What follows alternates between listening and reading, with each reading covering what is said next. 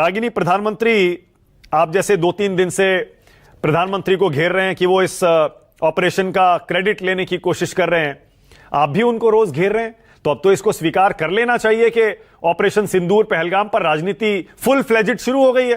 तो कोई भी पीछे क्यों रहेगा रागिनी?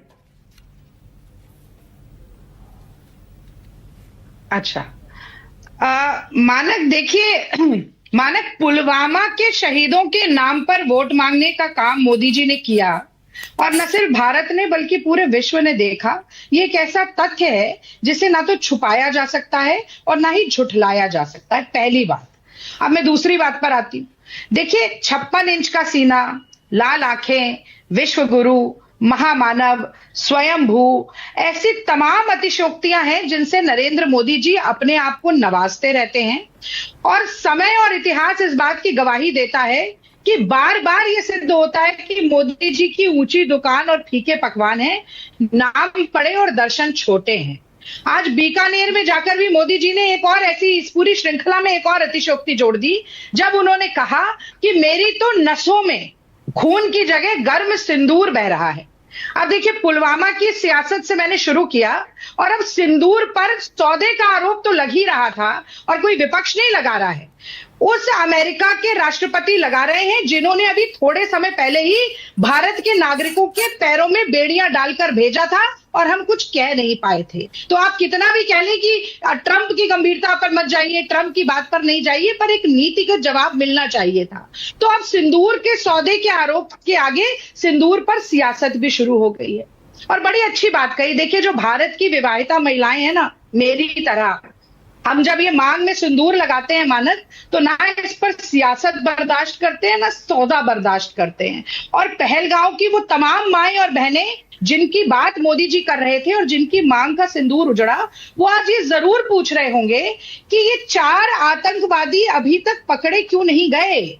और ये सवाल विपक्ष का नहीं है, ये उन सभी माओ बहनों का भी सवाल है। आप एक बार जाइए उनके घर पे दोबारा, बहुत अच्छी रिपोर्टिंग की थी न्यूज़ 24 ने, वो यही सवाल दोबारा पूछेंगी। और इससे जुड़ा एक और सवाल है मानक, जो और महत्वपूर्ण हो जाता है, वो ये कि अगर पाकिस्तान की सेना को पहले से सूचना नहीं मिली होती तो क्या हम इन आतंकवादियों को पकड़ सकते थे, इन्हें मार सकते थे?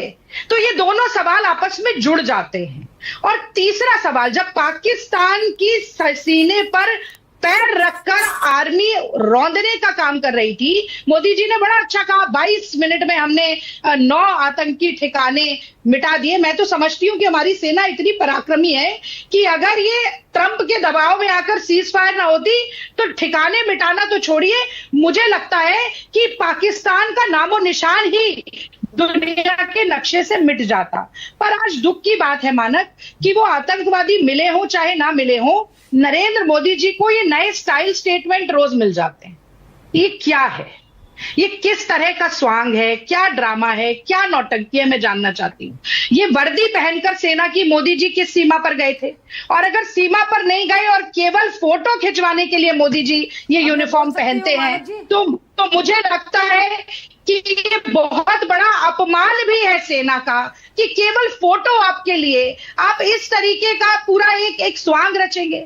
मतलब आपके पास समय नहीं है कि आप सर्वदलीय बैठक में जाएं, आपके पास समय नहीं है कि आप विशेष सत्र बुलाएं, पर आपके लिए फोटो सेशन का समय हमेशा निकल आता है। और मानक एक बात मैं और कह दूं, और ये केवल इसी की बात नहीं है, एक फोटो में और दिखाना चाहता हूं। चाहे कोविड के समय पर वैक्सीनेशन सर्टिफिकेट हो, मोदी जी के पास टाइम था फोटो खिंचवाने का, अभी इस वर्दी में फोटो खिंचवा ली, रेल की टिकट के ऊपर भी ऑपरेशन सिंदूर लेकर फोटो खिंचवा ली। तो भैया, मैं ये जानना चाहती हूं कि ये सियासत, सेना के शौर्य का श्रेय लपकना और उस पर राजनीति करना, मोदी जी को, भारतीय जनता पार्टी को बंद करना चाहिए।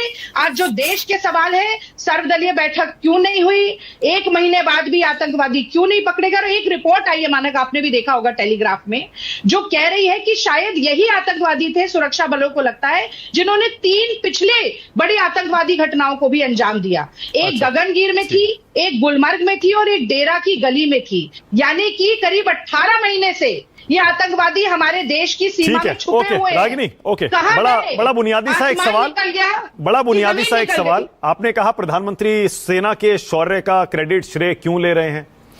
भाई 1971 में पाकिस्तान को बांटने का क्रेडिट आप इंदिरा गांधी को देते हैं ना, तब भी तो लड़ाई तो सेना ने ही की थी। अगर वो क्रेडिट इंदिरा गांधी को देते हैं तो आपको ऑपरेशन सिंदूर का क्रेडिट प्रधानमंत्री ले रहे हैं, इसमें क्या दिक्कत है? माना का अच्छा देखिए, अब ये ना एक मैं चाहती हूं आप तो सुन ही रहे हैं, ये जो आपके दर्शक है वो भी सुने। मैं अगर कहूंगी 1971 किसी का नाम नहीं लूंगी तो भी लोग कहेंगे इंदिरा गांधी। कुछ चीजें समय का न्याय जो है वो स्थापित करता है। आप जैसा हमारा मजाक उड़ाकर पाकिस्तान निशाने पाकिस्तान की बात की, जब निशाने पाकिस्तान की बात होती है तो लोग कहते हैं मोरारजी देसाई जनसंघ के जनता पार्टी के बनाए प्रधानमंत्री, केवल एक ही ऐसे प्रधानमंत्री हैं देश के जिनको निशाने पाकिस्तान मिला था।